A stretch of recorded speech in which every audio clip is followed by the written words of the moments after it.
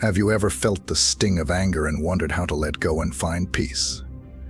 In this exploration, we'll delve into 7 transformative Buddhist lessons that can help you release anger and cultivate inner peace. 1. The root of anger: ignorance. In Buddhism, it is instructed that the base of outrage lies in obliviousness, and that implies a misconception of the real essence of the real world. This obliviousness makes us see the world in a twisted manner, prompting unreasonable assumptions and connections. For instance, we could anticipate that individuals should continuously act benevolent or for things to constantly turn out well for us. At the point when reality doesn't match these assumptions, we feel disappointed and furious. The Buddha said, all bad behavior emerges due to mind. Assuming that brain is changed, might bad behavior at any point remain? By seeking wisdom and understanding, we can begin to see things as they truly are. This means recognizing that life is full of ups and downs, that people have their own struggles, and that everything is constantly changing. When we accept these truths, we can let go of our unrealistic expectations and attachments. This process helps dissolve the ignorance that fuels our anger, allowing us to respond to situations with more patience and compassion. Transforming our mind through wisdom helps us understand the true nature of reality, which in turn reduces our anger. By learning and practicing Buddhist teachings, we can cultivate a clearer, more peaceful mind. 2. Self-reflection is your superpower. The Buddha once said, the psyche is everything. What you assume you become. Self-reflection is an integral asset in Buddhist practice. By finding opportunity to consider our contemplations, feelings, and activities, we can acquire experiences into the triggers and examples of our annoyance. This interaction includes carving out opportunity consistently to discreetly mull over our day-to-day encounters, responses, and ways of behaving. At the point when we take part in self-reflection, we notice our considerations and sentiments without judgment. For instance, assuming we notice that we frequently become upset in specific circumstances, we can wonder why this occurs. Is it true that we are feeling compromised, misconstrued, or disregarded? Understanding these hidden causes can assist us with seeing our displeasure all the more obviously.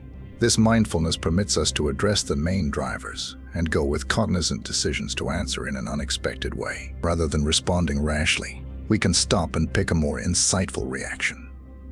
After some time, this training assists us with creating more noteworthy poise and profound strength, diminishing the recurrence and force of our indignation. Use mindfulness to channel your anger. Care is a foundation of Buddhist practice. It includes giving full consideration to the current second, noticing our contemplations, feelings, and sensations without judgment. By developing care through contemplation and day-to-day mindfulness, we make a psychological space where we can notice our indignation as it emerges. This training assists us with understanding the triggers of our outrage and see it as an impermanent state instead of a decent piece of our personality. But at the point when we feel outrage starting to fabricate, care permits us to delay and take a full breath. This short snapshot of mindfulness can keep us from responding hastily, rather than erupting or smothering our sentiments. We can recognize our indignation and pick a more useful reaction. For instance, we could choose to leave what is happening, express our sentiments tranquilly, or participate in a quieting movement like profound breathing or a short contemplation. The Buddha underlined the significance of care in dealing with feelings, saying, "You won't be rebuffed for your outrage, you will be rebuffed by your annoyance." This implies that the genuine mischief of outrage comes from the enduring it causes us, not from outside results.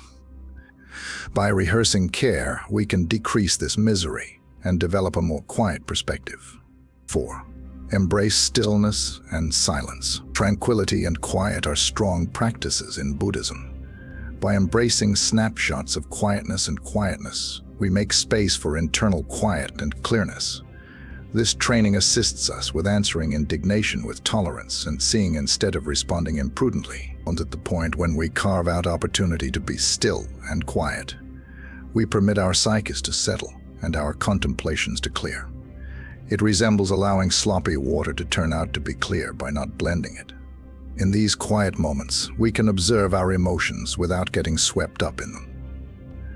This helps us to see the situation more clearly and understand it from a different perspective. By regularly practicing stillness and silence, we train ourselves to pause before reacting. Instead of immediately responding with anger, we give ourselves a moment to breathe and choose a more thoughtful and compassionate response. This simple but profound practice can transform how we deal with anger and conflict in our daily life. The great Buddha said, "Better than 1,000 hollow words is one word that brings peace." Embracing stillness and silence helps us find that word of peace within ourselves. Life. Cultivate gratitude, a powerful antidote. Appreciation is a groundbreaking practice that can check outrage. By zeroing in on the positive parts of our lives and valuing what we have, we shift our mentality from cynicism to energy. This shift assists with dissolving sensations of outrage and hatred. And at the point when we develop appreciation, we effectively search for things to be grateful for. This training urges us to see and value the little delights and gifts in our regular routines. It tends to be basically as straightforward as being thankful for a bright day, a caring word from a companion, or even the food we eat. By regularly acknowledging these positive experiences, we train our minds to focus on the good rather than dwelling on what makes us angry or dissatisfied. Gratitude also involves recognizing the efforts and kindness of others. When we express our thanks and appreciation to those around us, we build stronger, more positive relationships. This not only makes us feel happier, but also reduces feelings of resentment and anger towards others. Rehearsing appreciation should be possible in numerous ways. For example, keeping an appreciation diary where we record things we're grateful for every day. This basic demonstration can significantly affect our general attitude and profound prosperity. Requiring a couple of moments every day to consider what we are thankful for can assist us with fostering a more hopeful point of view.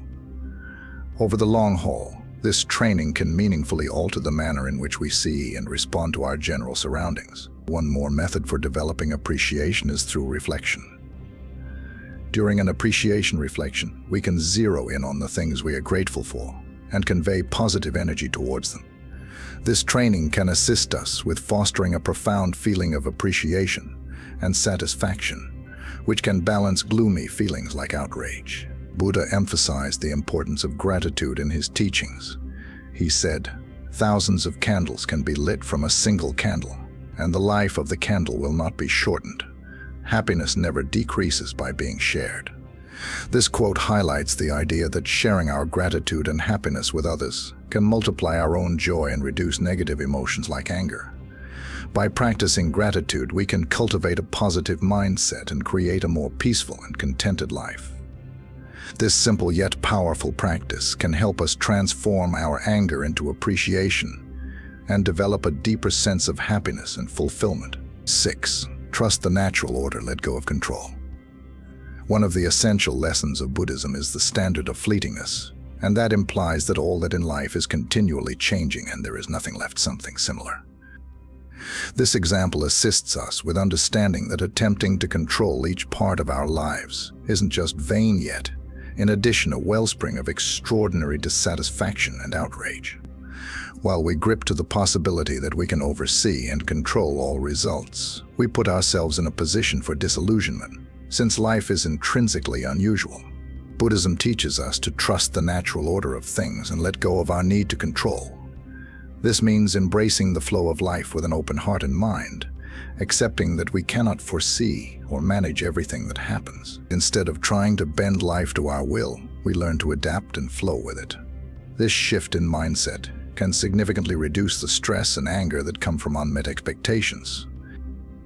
By accepting that we cannot control everything, we can focus on what we can control: our reactions, thoughts, and behaviors. This perspective shift helps us stay calm and centered even when things don't go as planned. For example, in the event that somebody acts such that disturbs us, rather than responding with outrage, we can decide to acknowledge their way of behaving as a feature of the normal variety of human activities. Acknowledgement doesn't mean we overlook hurtful way of behaving, yet it assists us with keeping up with our inward harmony and answer all the more insightfully. Believing the regular request, additionally includes relinquishing our inner self's requirement for all that to turn out well for us. Our self-image frequently drives us to control circumstances, to shield ourselves from uneasiness, or to guarantee things occur as we want. Be that as it may, this requirement for control depends on a misguided feeling of safety and power. By relinquishing this need, we free ourselves from the consistent tension and outrage that emerge when things unavoidably go uniquely in contrast to what we anticipated. Additionally, believing the normal request implies perceiving and regarding the interconnectedness, everything being equal. In Buddhism, everything is reliant, and our activities have extensive outcomes. By understanding this interconnectedness, we can move toward existence with a feeling of modesty and transparency, realizing that we are important for a bigger, consistently evolving entirety. But at the point when we figure out how to give up and believe the progression of life, we discover a significant feeling of harmony.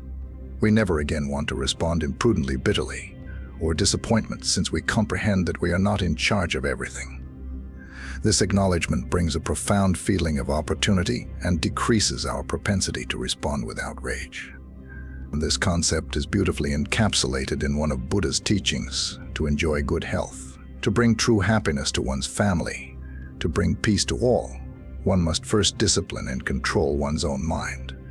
If a man can control his mind, he can find the way to enlightenment, and all wisdom and virtue will naturally come to him. This quote reminds us that true control lies within, in mastering our own mind, rather than trying to control the external world. By practicing this wisdom, we can cultivate a more peaceful and harmonious life. 7. Practice loving kindness meditation. Cherishing consideration, reflection, or meta-contemplation is a strong Buddhist practice that assists with changing indignation into empathy. This contemplation includes quietly rehashing expressions of altruism and sympathy, first to oneself, then, at that point, to other people, incorporating those with whom we have clashes. The training develops a feeling of genuine love and generosity, separating obstructions of outrage and disdain. To begin, find a quiet place to sit comfortably. Close your eyes and take a few deep breaths to center yourself. Start by focusing on yourself, silently repeating phrases such as, "May I be happy, may I be healthy, may I be safe, may I live with ease," and feel the warmth of these intentions towards yourself. Then, gradually extend these wishes to others, first to loved ones, then to neutral people, and finally to those with whom you have difficulties. This practice can help dissolve feelings of anger and replace them with compassion and understanding. As the Buddha said, hatred does not cease by hatred, but only by love. This is the eternal rule.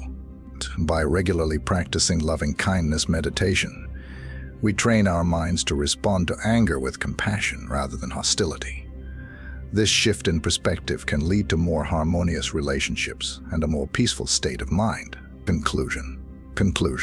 Buddhism offers profound insights and practical tools for dealing with anger. By understanding the root of our anger, practicing self-reflection, cultivating mindfulness, embracing stillness, practicing gratitude, trusting the natural order, and engaging in loving kindness meditation, we can transform our anger into a source of personal growth and inner peace. Remember, the journey to mastering anger is a continuous practice. With patience and persistence, we can learn to navigate our emotions and cultivate a more harmonious and peaceful life.